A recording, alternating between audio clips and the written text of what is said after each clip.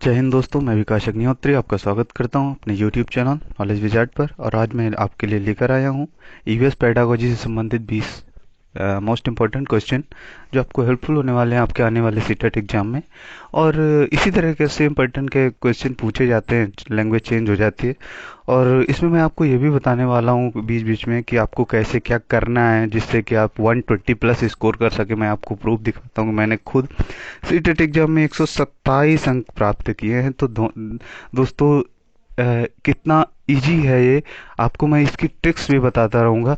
तो इसके लिए आपको मेरा चैनल सब्सक्राइब करना होगा। प्लीज़ मेरा चैनल सब्सक्राइब करिए ताकि मैं आपको बताता रहूं कि आपको क्या करना है क्या नहीं करना है। तो चलिए देर ना करते हुए अपने क्वेश्चन की तरफ चलते हैं। आपका पहला क्वेश्चन है, ईवीएस का पूर्ण रूप क्या है? तो ईवीएस का पूर्ण रूप का मतलब ईवीएस का फुल फॉर्म पूछा गया है यहाँ पे।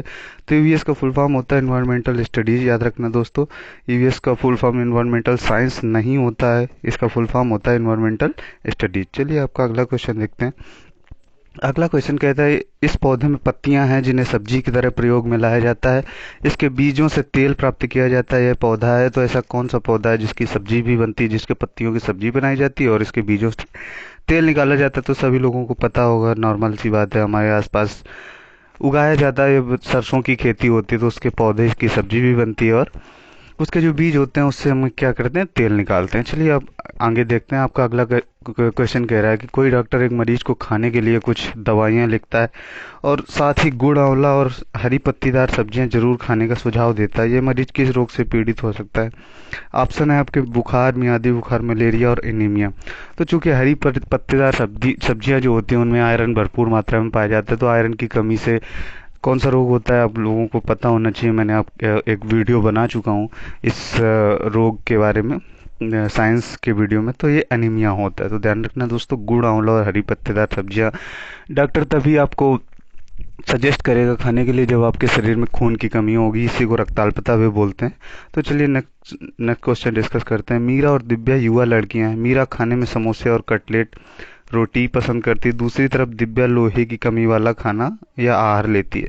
निम्न से क्रमशः कौन से विकारों को मीरा और दिव्या को पीड़ित होने की संभावना है? तो क्रमशः पूछा गया। तो जब वो जो मीरा होगी वो समोसे, कटलेट और रोटी खाती है, तो चूंकि समोसे और कटलेट वसा से भरपूर भोजन होते हैं, तो वसा से भरपूर फैटी भोजन खाने से हमें क्या होता है, मोटापा होता है। ध्यान रख दोस्तों।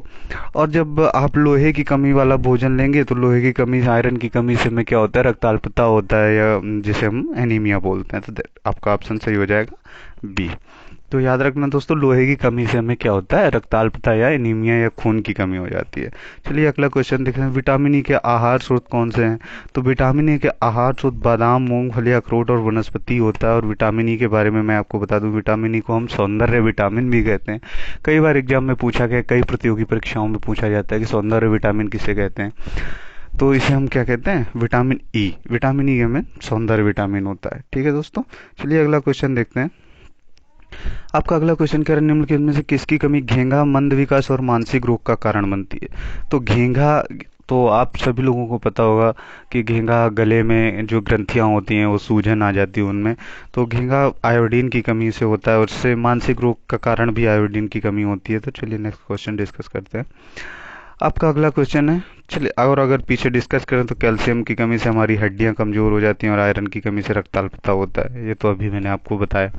चलिए आगे देखते हैं। आपका अगला क्वेश्चन कह रहा है, यदि एक बच्चा दस्त, लू या अत्यधिक उल्टी के कारण पानी की अत्यधिक कमी से पीड़ित है तो ऐसी स्थिति में उसे क्या देना चाहिए? तो जब छोटे बच्चे होते हैं और उन्हें उल्टी तथा दस्त होता है, पानी की कमी होती है, तो कई बार आपने देखा होगा टीवी में एडवर्टीजमेंट आते हैं कि उसमें डॉक्टर बताते हैं कि आप उन्हें ओआरएल का घोल दीजिए। तो ओआरएल ही देना चाहिए और कुछ घरेलू चीज़ें उनको नहीं खिलानी चाहिए ताकि उनको और नुकसान हो। तो ठीक है दोस्तों, ये आपका ऑप्शन सही हो जाएगा डी, ओरल रिहाइड्रेशन सॉल्यूशन देना चाहिए उनको। चलिए आपका अगला क्वेश्चन देखते हैं। इसमें किस चरण में आवधिक परीक्षण नहीं होना चाहिए? तो ये आपका पेडागोजी का क्वेश्चन है और कह रहा है किस चरण में आवधिक परीक्षण नहीं होना चाहिए। आवधिक परीक्षण का मतलब जो हम टेस्ट लेते हैं, तो किस चरण में नहीं होना चाहिए? तो ये प्राथमिक चरण हो जाएगा, क्योंकि प्राथमिक चरण में बच्चे इतने परिपक्व नहीं होते हैं कि हम उनका टेस्ट लेके उनका मूल्यांकन या कुछ जजमेंट कर पाए कि नहीं बच्चे में कोई विकास हो रहा है कि नहीं हो रहा है। तो प्राथमिक चरण में हमें परीक्षण नहीं होना चाहिए। चलिए आगे देखते हैं। आपका अगला क्वेश्चन है, रमेश कक्षा 7 का शिक्षक है। वह एक नया पाठ शुरू करने से पहले अपने छात्रों को एक मजेदार गतिविधि में संलग्न करता है। इस गतिविधि के पीछे उसका उद्देश्य है। तो रमेश कक्षा 7 का शिक्षक है और वो अपना पाठ शुरू करने से पहले कोई एक्टिविटी करा रहा है क्लास में। तो उसका उद्देश्य क्या हो सकता है? तो आपके ऑप्शन है, छात्रों को प्रेरित और सक्रिय करना, शिक्षक का कार्यभार कम करना। जी नहीं, ये तो उद्देश्य हो नहीं सकता है। कक्षा शुरू करने से पहले छात्रों को अनुशासन प्रदान करना। जी नहीं, आप छात्रों को ये भी नहीं कर सकते और छात्रों का तनाव कम करना, तो ये भी नहीं हो सकता। तो आपका ऑप्शन क्या हो जाएगा? ए। चूंकि आप किसी भी क्लास में जाएं और बच्चों को पढ़ाने से पहले अगर उनको कोई एक्टिविटी देते हैं तो छात्र क्या हो जाएंगे? मोटिवेट हो जाएंगे और एक्टिव हो जाएंगे क्लास में। जो भी आप पढ़ाएंगे तो एक्टिव होके पढ़ेंगे। चलिए अगला क्वेश्चन देखते हैं। आपका अगला क्वेश्चन कह रहा है, एनसीएफ 2005 में कितनी भाषाओं में अनुवाद में किया गया है? तो एनसीएफ 2005 का कितनी भाषाओं में अनुवाद किया गया है? तो आपको पता होगा कि हमारे भारतीय संविधान में 22 भाषाओं का उल्लेख है, तो एनसीएफ का भी 22 भाषाओं में अनुवाद किया गया है। तो ध्यान रखना दोस्तों, एनसीएफ का कितनी भाषाओं में अनुवाद किया गया है? 22 भाषाओं में। चलिए अगले क्वेश्चन की तरफ चलते हैं। हरप्रीत अपने शिक्षार्थियों को यह सुझाव देना चाहती है कि पर्यावरण संरक्षण के लिए किस प्रकार एक व्यक्ति अच्छे संभावित तरीके से अपना योगदान दे सकता है। उसका सबसे बेहतर सुझाव हो सकता है। ऑप्शन क्या कह रहे हैं आपके? आने जाने के लिए सार्वजनिक साधनों का प्रयोग करना, कार स्कूटर जैसे व्यक्तिगत वाहन न रखें, आगे घर से अक्सर आने जाने से बचना, बाहर आने जाने से बचना, और डी है अपने व्यक्तिगत वाहन से इंजन की नियमित जांच करना। तो डी का तो कोई मतलब नहीं बनता है, और ये भी आप कर नहीं सकते कि घर से बाहर अक्सर आने जाने से बचना, क्योंकि हमें जरूरी काम के लिए बाहर तो जाना ही होता है। कार स्कूटर आदि जैसे व्यक्तिगत वाहन न रखें, ये भी नहीं हो सकता है, क्योंकि हम कहीं ना कहीं हमें आवश्यकता पड़ती ही है व्यक्तिगत वाहन की। और तो आपका ऑप्शन क्या हो जाएगा सही? कि अगर हमें प्रदूषण कम करना है पर्यावरण संरक्षण के लिए, तो बेहतर तरीका क्या हो सकता है? आने जाने के लिए हम अधिक से अधिक सार्वजनिक वाहन या जो सरकारी वाहन होते हैं, बसें होती हैं, उनका प्रयोग करें। ठीक है दोस्तों, तो आपका ऑप्शन ए सही हो जाएगा। वैसे आज के समय में जिस तरह से कोरोना महामारी फैली है, तो मैं तो सुझाव दूंगा कि अभी आप सार्वजनिक वाहन उपयोग ना ही करें। अगर बहुत ही जरूरी हो तभी घर से निकलें, और निकलें भी तो अपना व्यक्तिगत वाहन प्रयोग करें। तो ठीक है दोस्तों, जान है तो जहान है। आपका अगला क्वेश्चन देखते हैं। नलिनी कक्षा 3 के शिक्षार्थियों को जानवर हमारे साथी प्रकरण से परिचित कराना चाहती है। प्रकरण को और अधिक रोचक तरीके से प्रस्तुत करने के लिए उसमें कौन सी युक्ति सर्वाधिक उपयुक्त होगी? आपके ऑप्शन है, देखिए, विभिन्न जानवरों के चित्रों को प्रदर्शित करने वाले चार्ट का उपयोग करना। दूसरा है विभिन्न जानवरों को चित्रों को सैंपल पर बनाना। ठीक है दोस्तों, अगला ऑप्शन है जानवरों तथा उनकी उपयोगिता पर आधारित फिल्म प्रदर्शित करना। तथा ऑप्शन डी है शिक्षार्थियों को पाठ्य पुस्तक में जानवरों के दिए गए चित्रों को देखने के लिए कहना। तो इसका तो कोई औचित्य नहीं बनता है, क्योंकि अगर आप शिक्षार्थियों को ये नहीं कह सकते कि आप पाठ्य पुस्तक में देख लीजिए चित्र, उनको नहीं समझ में आएगा। फिल्म भी आप इतना उचित साधन नहीं है कि आप उन जानवरों पर फिल्म दिखा दें। आपका ऑप्शन बी बनता है विभिन्न जानवरों के चित्रों को सैंपल पर बनाना। ये भी आपके लिए संभव नहीं हो सकता है। तो आपका ऑप्शन क्या हो जाएगा सही? ए, विभिन्न जानवरों के चित्रों को प्रदर्शित करने वाले चार्ट का प्रयोग आप कर सकते हैं। इजिली ये आपको क्लास में हो सकता है। आपका अगला क्वेश्चन देखिए। सरिता की शिक्षिका उसके विभिन्न सामूहिक गतिविधियों में शामिल करती है, जैसे समूह चर्चा, समूह परियोजना आदि। उसकी शिक्षिका सीखने के किस आयाम का अनुगमन कर रही है? तो दोस्तों इसमें आपके ऑप्शन है मनोरंजन द्वारा सीखना। जी नहीं, वो मनोरंजन तो नहीं कर रही है, क्योंकि समूह चर्चा और समूह परियोजना मनोरंजन करना नहीं हो सकता है। ठीक है दोस्तों, भाषा निर्देशित रखना, ये भी नहीं है। आपका ऑप्शन सी कह रहा है प्रतियोगिता आधारित सीखना। तो समूह चर्चा और समूह परियोजना प्रतियोगिता पर तो आधारित हो सकता है, लेकिन आपका ऑप्शन सही हो जाएगा ऑप्शन डी, सामाजिक गतिविधि। क्योंकि समूह चर्चा और समूह परियोजना समाज में भी हो सकता है, जरूरी नहीं कि ये स्कूल में हो, सभी जगह हो सकता है। ठीक है दोस्तों, तो ये सामाजिक गतिविधि के रूप में सीखना हो जाएगा। आपका अगला क्वेश्चन देखते हैं। आपका अगला क्वेश्चन कह रहा है कि निम्नलिखित में वह कौन सा जानवर जंतु है जिसके अग्रदंत हमेशा बढ़ते रहते हैं, वे दांतों को बहुत ही अधिक लंबा न होने देने के लिए वस्तुओं को काटते कुतरते रहते हैं?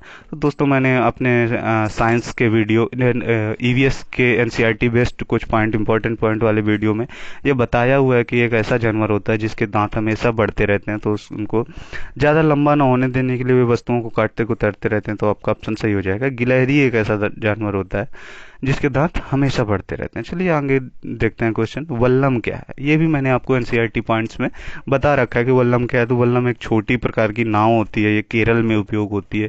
केरल के लोग छोटी सी नाव होती है उसे में वल्लम कहते हैं। चलिए आगे देखते हैं। आपका अगला क्वेश्चन कह रहा है निम्नलिखित में से कौन सा जिला इत्र के लिए प्रसिद्ध है? मैंने ये भी पॉइंट आपको बताया हुआ है कि इत्र नगरी के रूप में कौन सा जिला यूपी का कन्नौज प्रसिद्ध है। ध्यान रखना दोस्तों, याद रखना, नोट भी कर लेते जाना।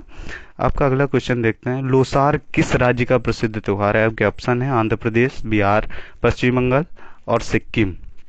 तो लोसार दोस्तों सिक्किम का प्रसिद्ध त्योहार है। और अगर आपको सिक्किम ऑप्शन नहीं दिखता है और अरुणाचल प्रदेश दिखता है तो आपको उसमें भी टिक कर देना है। लेकिन अगर प्रायोरिटी देने की बात करें तो आप सिक्किम में टिक करेंगे। और अगर दूसरा डिस्कस कर लें तो ऑप्शन बी पे बिहार आता है। तो बिहार में कौन सा मधुबनी जो होता है नृत्य होता है बिहार में मनाया जाता है। और पश्चिम बंगाल में दुर्गा पूजा मनाया जाता है, याद रखना है दोस्तों। चलिए आगे डिस्कस करते हैं। घाना राष्ट्रीय उद्यान में स्थित है। तो घाना राष्ट्रीय उद्यान कहाँ पे स्थित है? आपके ऑप्शन है उत्तर प्रदेश, उत्तराखंड, राजस्थान और बिहार। तो घाना राष्ट्रीय उद्यान भरतपुर जिले के राजस्थान में भरतपुर जिले में स्थित है। ये पक्षियों के लिए प्रसिद्ध है, ये पक्षी अभ्यारण्य भी है। तो दोस्तों याद रखना है घाना राष्ट्रीय उद्यान कहाँ पे? राजस्थान में स्थित है, भरतपुर जिले में। और अगर डिस्कस कर लें तो उत्तर प्रदेश के पीलीभीत में दुधवा नेशनल पार्क है, उत्तराखंड में राजाजी नेशनल पार्क है, जिम कॉर्बेट नेशनल पार्क है। और बिहार में याद नहीं है दोस्तों, मैं आपको फिर बाद में बताऊंगा। चलिए आपका अगला क्वेश्चन देखते हैं। आपका अगला क्वेश्चन है चावल में कंकड़ों को अलग करना, पृथक करना किस तकनीकी का उदाहरण है? तो दोस्तों घर में आप रेगुलर देखते होंगे कि जब आपके यहाँ चावल बनते होंगे तो उनको उसमें जो कंकड़ पत्थर थोड़े बहुत होते हैं छोटे छोटे, तो उनको आप हाथों से ही अलग कर लेते हैं। तो इसे हम हस्तचयन विधि से अलग करते हैं। ठीक है दोस्तों, तो आप थ्रेशिंग खेतों में अनाज को भूसे से अलग करने के लिए किया जाता है। फटकारना, कई अनाज होते हैं जिनको हम फटकार कर अलग करते हैं। और निस्संदन का तो छान कर, जैसे चाय छान कर पी जाती है तो पत्ती उसकी अलग हो जाती है। चलिए आगे देखते हैं। आपका अगला क्वेश्चन कह रहा है राष्ट्रीय पटचर्या की रूपरेखा 2005 के अनुसार निम्नलिखित में कौन सी एक पर्यावरण अध्ययन की विषय वस्तु या थीम नहीं? तो एनसीईएफ 2005 में पर्यावरण की पुस्तकों के लिए एक विषय वस्तु या थीम तैयार की गई थी जिसमें 7 प्रकरण बताए गए थे। 7 विषय वस्तु की थीम दी गई थी जिनमें से निम्नलिखित में से कौन सी है? तो इसमें सौर मंडल है, आपका ऑप्शन मौसम है, ऊर्जा है और भोजन है। तो आपकी कौन सी थीम है? भोजन आपका जो प्रकरण है वो आपकी एनसीईएफ 2005 की थीम में है, जबकि सौर मंडल, मौसम और ऊर्जा नहीं है। तो अब आपको मैं दिखाना चाहता हूँ जो आपकी विषय वस्तु की थीम है वो कौन कौन से प्रकरण उसमें आते हैं। तो सबसे पहले आपका पहला प्रकरण आता है परिवार मित्र, दूसरा आता है जंतु पौधे, तीसरा है भोजन एवं पोषण, चौथा है जल, पांचवा है आश्रय, छठवां है यातायात और सातवां हम चीजें कैसे बनाते हैं। ये जो 7 पॉइंट है इनसे आपका एक क्वेश्चन तो पक्का है, हर बार क्वेश्चन पूछ लिया जाता है इनमें से कौन है और कौन नहीं है। जैसे 3 दूसरे ऑप्शन दे देंगे, एक इसका कोई उठा के दे देंगे, या फिर 3 इनसे पूछ लिया जाता है क्वेश्चन। तो दोस्तों आपको ये पॉइंट जरूर नोट कर लेना है। तो आज का वीडियो यही ख़त्म करते हैं। आपको वीडियो पसंद आई हो तो लाइक करें और चैनल जरूर सब्सक्राइब करें। आपका सपोर्ट मुझे और मोटिवेट करता है। ठीक है दोस्तों, धन्यवाद।